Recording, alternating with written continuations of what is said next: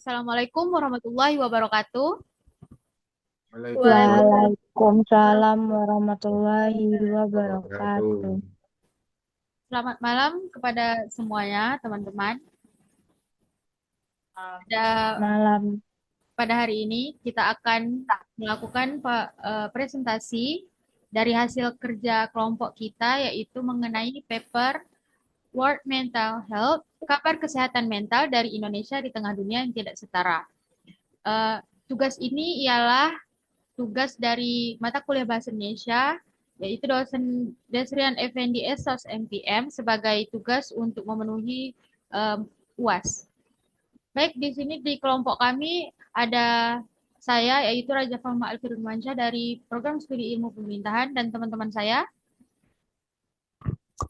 Saya Amanda Cahya Amalia dari Program Studi Administrasi Publik. Saya Daniel dari Prodi Sosiologi. Saya Nabila Aurelia dari Program Studi Administrasi Publik. Saya Salsabila dari Prodi Administrasi Publik. Baik, karena sudah memperkenalkan diri, selanjutnya kita akan membahas materi yang sudah kita pelajari, yang akan dibahas pertama oleh Salsabila. Kepada Salsabila kami persilakan.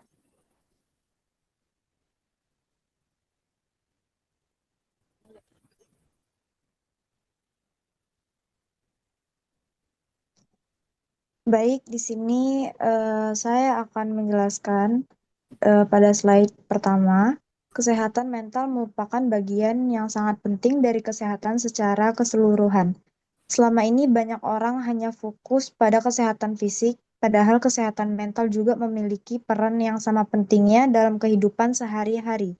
Kesehatan mental yang baik membantu seseorang berpikir dengan jernih, mengendalikan emosi, dan menjalin hubungan sosial yang baik dengan orang lain. Seseorang dikatakan sehat apabila kondisi fisik, mental, dan sosialnya berada dalam keadaan baik dan seimbang. Ketiga aspek tersebut saling berkaitan dan saling mempengaruhi. Jika salah satunya terganggu, maka kualitas hidup seseorang juga dapat menurun. Menurut WHO, sekitar 450 juta orang di dunia mengalami gangguan mental. Angka ini menunjukkan bahwa masalah kesehatan mental merupakan masalah global yang perlu mendapat perhatian serius. Gangguan mental dapat dialami oleh siapa saja tanpa memandang usia, jenis kelamin, maupun latar belakang sosial. Salah satu gangguan mental yang paling sering ditemukan adalah depresi. Depresi tidak hanya mempengaruhi perasaan seseorang, tetapi juga dapat mengganggu aktivitas sehari-hari, prestasi belajar, produktivitas kerja, bahkan hubungan sosial. Oleh karena itu, penting bagi kita untuk memahami kesehatan mental dan menjaga kondisi mental kita sejak dini. Baik, slide kedua. Pada slide berikutnya ini, saya akan membahas pengertian kesehatan mental. Menurut WHO, kesehatan mental adalah kondisi ketika seseorang mampu menyadari kemampuan yang dimilikinya, mampu mengatasi berbagai tekanan hidup, dapat bekerja dan belajar secara produktif, serta mampu memberikan kontribusi yang positif kepada masyarakat. Dari pengertian tersebut dapat dipahami bahwa kesehatan mental bukan hanya berarti tidak mengalami gangguan mental, tetapi juga mencakup kemampuan seseorang dalam menjalani kehidupannya secara baik dan seimbang. Seseorang yang memiliki kesehatan mental yang baik biasanya lebih mampu mengelola emosi, menyelesaikan masalah, beradaptasi dengan perubahan, serta menjaga hubungan yang harmonis dengan orang lain. Selain itu, berdasarkan Undang-Undang Nomor 18 Tahun 2014 tentang kesehatan jiwa mencakup kesejahteraan fisik, mental, spiritual, dan sosial. Artinya, kesehatan mental tidak hanya berhubungan dengan pikiran dan perasaan, tetapi juga berkaitan dengan kualitas hidup seseorang secara menyeluruh. Dengan demikian, kesehatan mental dapat diartikan sebagai kondisi eh, dengan demikian, kesehatan mental dapat diartikan sebagai kondisi sejahtera yang memungkinkan seseorang berkembang sesuai potensinya, menghadapi tantangan hidup dengan baik, dan berperan aktif dalam lingkungan keluarga maupun masyarakat.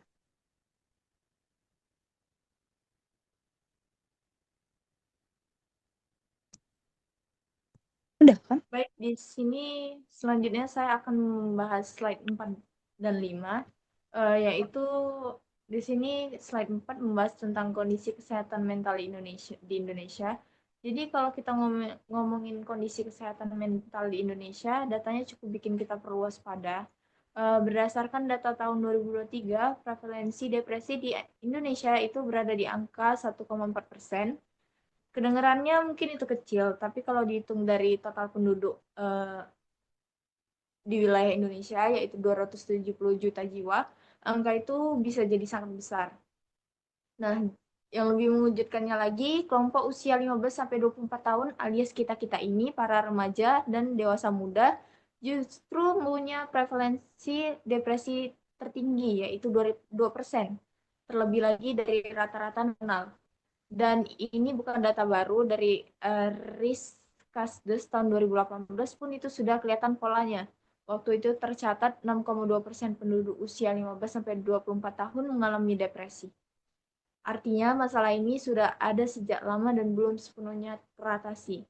Jadi kesimpulannya dari slide 4 ini, yaitu remaja adalah kelompok yang paling rentan mengalami gangguan kesehatan mental, bukan lebay, dan bukan juga drama. Ini adalah fakta yang didukung data.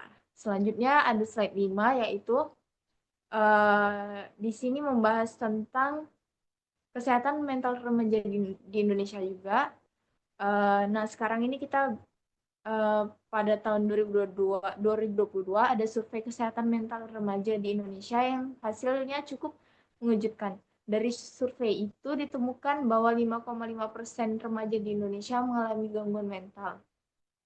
Jadi dari 100 remaja yang ada di sekitar kita, 5-6 orang diantaranya sedang berjuang dengan kondisi ini. Kalau mau dirinci lagi, yaitu 1% mengalami depresi, yaitu merasa sedih berkepanjangan, kehilangan semangat, sampai nggak mau ngapa-ngapain. Yang kedua itu ada 3,7% mengalami kecemasan. Ini yang paling banyak, khawatir terus-terusan bahkan bisa sampai mengganggu aktivitas sehari-harinya.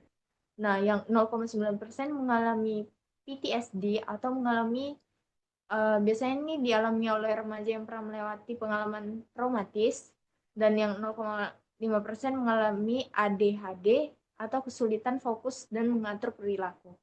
Nah, angka-angka ini mengingatkan kita bahwa kesehatan mental itu nyata dan banyak teman sebaya kita yang mungkin sedang membutuhkan dukungan bahwa tanpa kita tahu.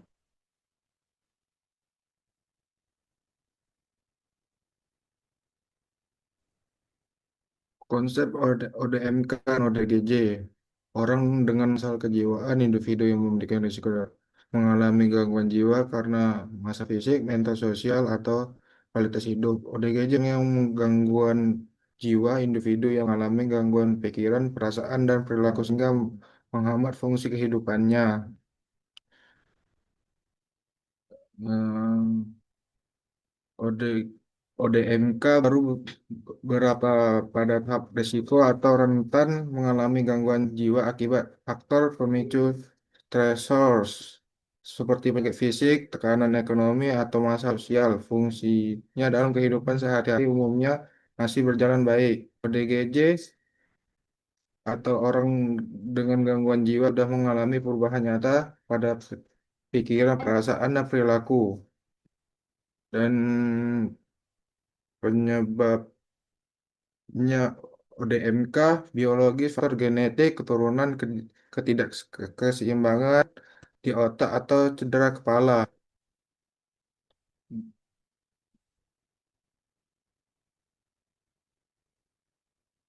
Dah, lanjut.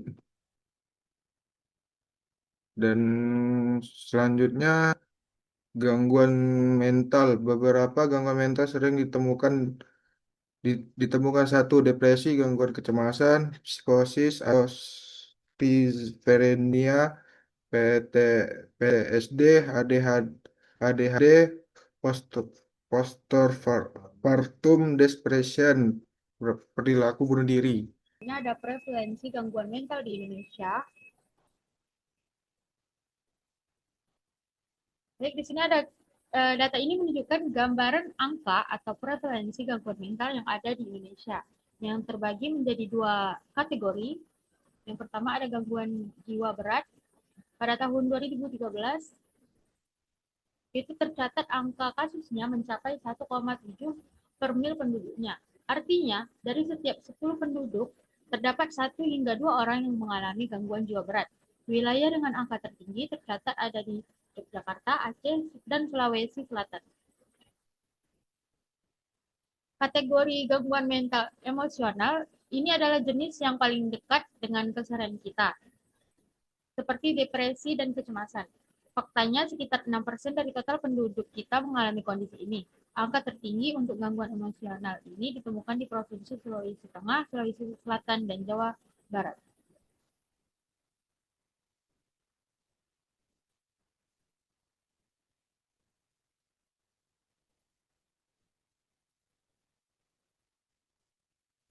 Selanjutnya ada faktor penyebab gangguan mental.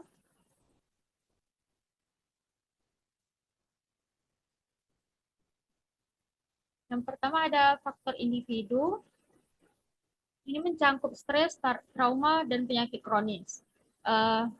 Kondisi psikologis pribadi seperti tingkat stres yang menumpuk, adanya trauma, masa lalu yang belum terselesaikan, hingga pengaruh penyakit kronis yang menurunkan kualitas hidup seseorang. Yang kedua ada faktor sosial. Yang pertama ada konflik keluarga, bullying, dan diskriminasi. Jadi manusia adalah makhluk sosial sehingga lingkungan terdekat sangat berpengaruh. Konflik keluarga, aksi bullying atau perundungan, serta diskriminasi di masyarakat menjadi pemicu yang sangat masif merusak kesehatan mental seseorang.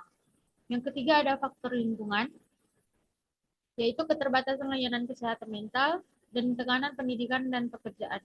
Hal ini didorong oleh keterbatasan layanan kesehatan mental yang membuat orang depresi, bingung harus mencari bantuan kemana, ditambah lagi dengan tingginya tekanan pendidikan dan pekerjaan di era modern ini. Dan yang terakhir, ada permasalahan di Indonesia.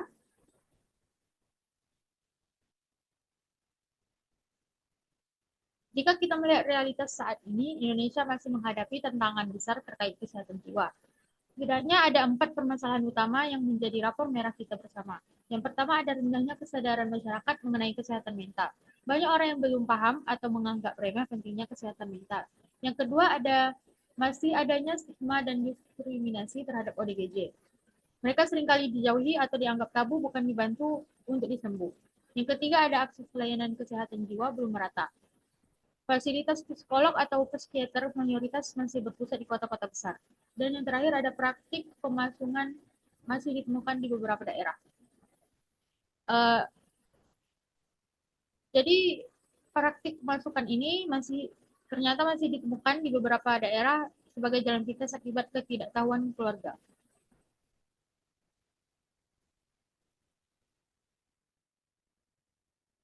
Selanjutnya ada dampak stigma. Yang pertama itu adanya penderita enggan mencari bantuan. Hal ini takut dinilai negatif sehingga memilih menyimpan masalahnya sendiri. Yang kedua itu ada pengobatan terlambat yang dilakukan. Nah, penderita baru mencari bantuan saat kondisi sudah memburuk. Yang ketiga itu menurunnya kualitas hidup penderita. Hal ini mengganggu aktivitas, hubungan sosial, dan juga rasa percaya diri. Yang keempat itu ada risiko gangguan menjadi lebih berat. Itu adanya gejala dapat semakin parah jika tidak segera ditangani. Slide berikutnya, itu ada upaya penanggulangan. Yang pertama itu ada memperluas akses layanan kesehatan mental. Ini memudahkan masyarakat untuk mendapat bantuan yang profesional. Yang kedua itu ada meningkatnya edukasi dan juga literasi kesehatan mental. Hal ini membantu masyarakat memahami pentingnya kesehatan mental.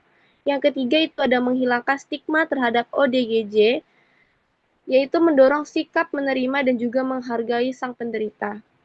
Yang keempat itu ada mengembangkan program berbasis komunitas. Hal ini memberikan dukungan sosial di lingkungan masyarakat tersebut. Yang kelima itu ada meningkatkan peran keluarga dalam pendampingan. Keluarga memberikan dukungan dan motivasi selama proses pemulihan.